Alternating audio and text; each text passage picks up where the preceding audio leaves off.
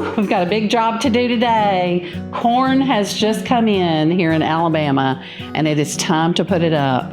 And so today we are going to show you from start to finish how to shuck it, silk it, cut it off the cob, and get it ready to go in your freezer. And then you will have fresh from the garden, frozen corn all year long. And we have got corn coming out of our ears. Okay, enough with the corny jokes though. It's time to put some corn up. Come on, I'm going to show you how so you can do it with me too. Hi, I'm Mary Katherine and welcome to my table. I'm so glad you're here today. It's one of my favorite days of the year in one sense because I get to put corn in my freezer and it'll last all year long. It's a hard day. It's a lot of work, but we're going to show you how to do it from start to finish. Shuck it, silk it, cut it off the cob, prepare it, and get it ready for your freezer.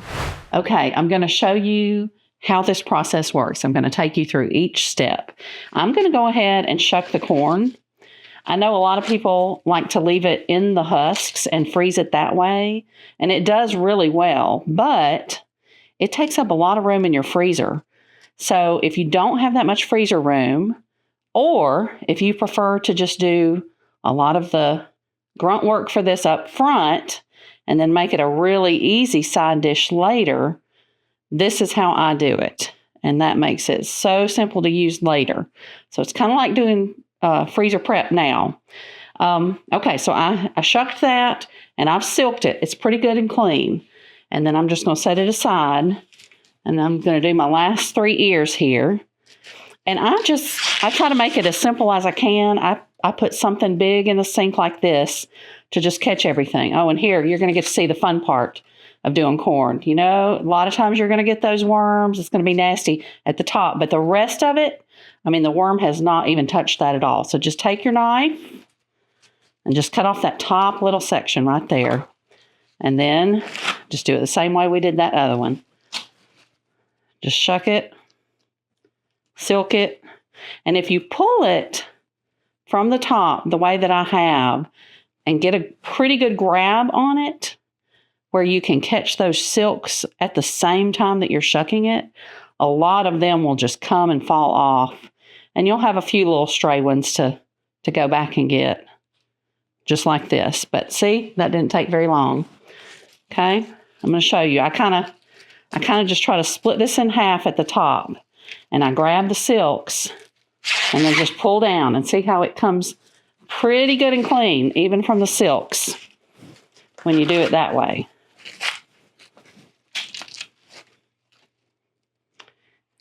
Okay, y'all tell me, did y'all grow up doing this with your family?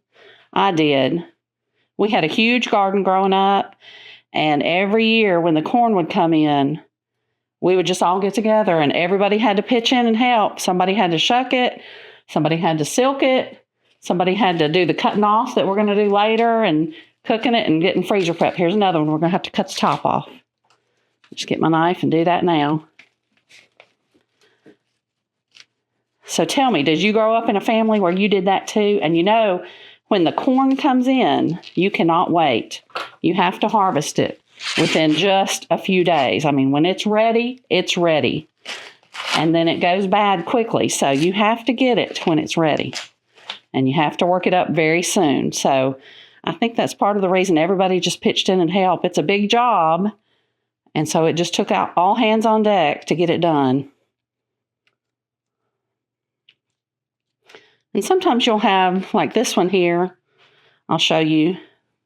Those other ones were really pretty, but this one's got just a few little pieces that are bad. And so I just take my knife and I just kind of cut them out now so I don't have to deal with them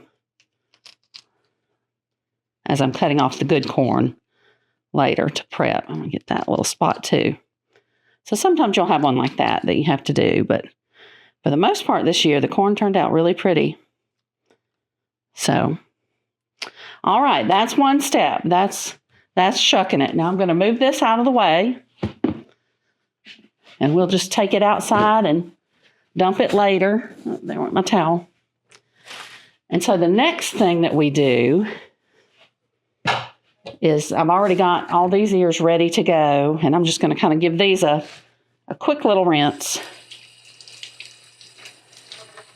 Make sure they're good and clean too. Just kind of like that. It doesn't take much. It really is nice and clean for the most part. So there's a stray silk. You'll find some, even as you cut it off and then put it in your skillet, you'll find a few more, but you can fish them out as needed. But at this point, it's pretty good and ready to go. And so the next step, I've got my bowl ready and I have my knife that's really good for cutting the kernels off. And I just put a clean trash bag here in the side of my sink. And you can see the ones I've already done. And as I do them, I put the good corn in the bowl to gather it to cook and prepare. And then I just put the cob over there in the trash bag and just have it all here together, ready to do. Okay, so let's get started cutting it off. And what you really want to do is just start at the top and just try to do 2 or 3 rows at a time. And you really do want to use a very good knife for this.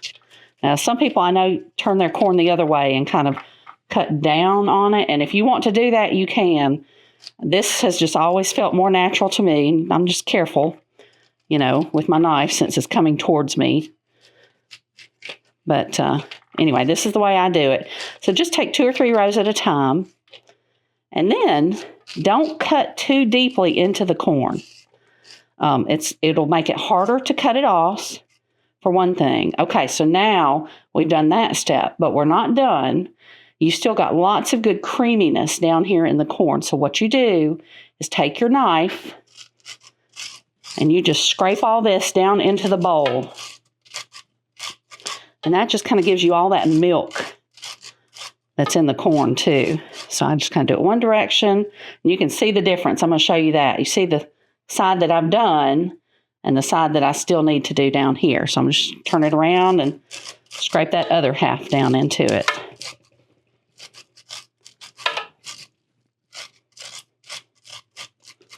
Okay, and once we get to that point, then see I've got my bag handy and I just toss the corn cob in there. And so then you just continue this method with however many ears you want to do. And I know it really is a lot of work up front, but I love it because when you get ready to use it out of your freezer, it is such a simple side dish. You just pull it out, let it thaw just a little bit. It doesn't have to thaw all the way. Throw it in your skillet, and it'll be ready in no time at all. And that's all there will be to getting your side dish ready. So if you like things prepped and ready, this is a great way to do that for corn. And I try to get enough corn done every summer when it comes in so that I have enough to last me all year until the corn comes in again. And it will last for 12 months in your freezer. It keeps very well. And so that's what I do. And you may notice it's making a big mess, and it will. You have those little stray kernels that want to pop out everywhere. And my sink is a mess, and around my sink is a mess. And I remember growing up, my mother used to take old newspapers, and she'd kind of tape them up around the sink so that the mess stayed contained a little bit better. I never have done that. I just let it make the mess, and then when I'm done, I just clean it all up real good. But there's really no way of getting around it. It's just going to be messy. Okay, and I'm going to finish this up, and then I'll show you how we just do a real quick cook in the skillet to get it ready for the freezer.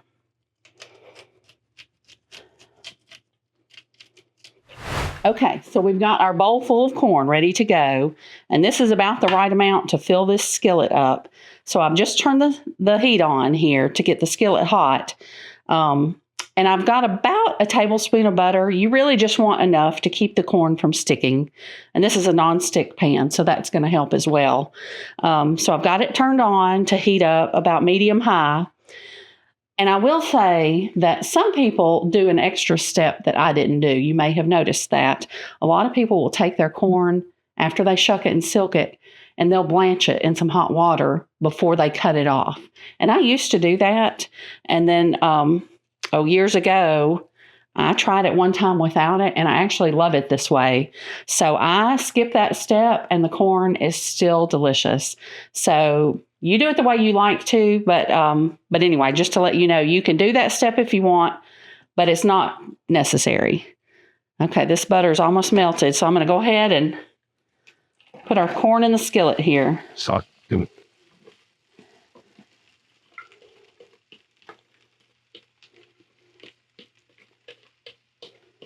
Okay. Doesn't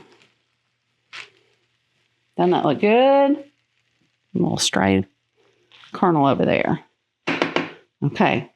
And now, let's set this to the side. And I'm just going to do a couple things to the skillet. I just take some salt, and I just do a quick little salt. I don't put a lot. I just want enough to kind of bring out the flavor. This is sweet corn, so it's going to be very sweet, but that added little bit of salt just helps with the flavor. And then I'm going to grab some milk, and I'm just going to pour a little bit of milk here in the middle of the pan. Probably about 1/3 to 1/2 cup. And that's just to also helps just keep it a little bit more moist while you just do a quick cook. And this really only takes, maybe 5 to 7 minutes that I'll let it do in the pan. And I'll stir it 2 or 3 times while it's going. But once you get to that point where the milk has kind of cooked down, and you'll be able to see that because right now, see, you can still see a lot of milk. But once it's cooked down, the corn will be cooked to the point that I will stop and pull it off. And then I'll let it cool. And once it cools enough, I put it in, these are quart Ziploc freezer bags. And I label my bags so that I know when I did this corn. So, and it does stay good for 1 year. Like I said, in the freezer, it will be very good when you pull it out for up to a year. And so I know the date that I put it in, and that helps me with, which corn I might need to use first. Knowing that. But anyway, we're just going to let this corn cook down. And then when it cools, we'll bag it up and get it ready for the freezer. And you'll see how I do that then. It's been just a few minutes, and this corn is about the way I want it to be. I'm going to pull it back so you can see that a lot of the milk has evaporated or, soaked up into the corn. There's still some liquid there. You don't want it to be completely dry, but that's about what we want it to look like. And so I'm just going to pull it off, turn my eye off, and let it cool. And when it cools enough, then we'll fill it in our bags, and I'll show you how I do that and stack it up in the freezer. We've let the corn cool for probably about 30 minutes. It's still slightly warm, but it's cool enough we can put it in the bags now. So I just kind of take my bag, open it. I turn the top edge down just a little bit, and then I just use a measuring cup to just kind of scoop as much as I can into the bag at once. And I'll just put a few cups in each bag, and it's plenty for taking out and serving to your whole family. Tell you about one more scoop in this bag. Okay. All right. And there we go. That's our corn. And depending on how warm it is at this point, I might leave the bags open for just a few more minutes and let it finish cooling before I close them up. But let me show you what they look like when I close them. I just had done these before, and I just get all the air out of it real good before I zip it closed. And so then they can just lay very flat on top of each other. And then I just stack them in my freezer so I can have a whole stack of bags of corn ready to go, and they just take up one small space in my freezer. So depending on how much you put up, I don't know how many bags you'll end up with, but like I said, I usually try to put up enough to have for the whole year. Typically, I would have at least 12 bags, so maybe once a month I could pull a bag of corn out and have it. But before we go, let's taste it. I'm just going to get a little spoon here.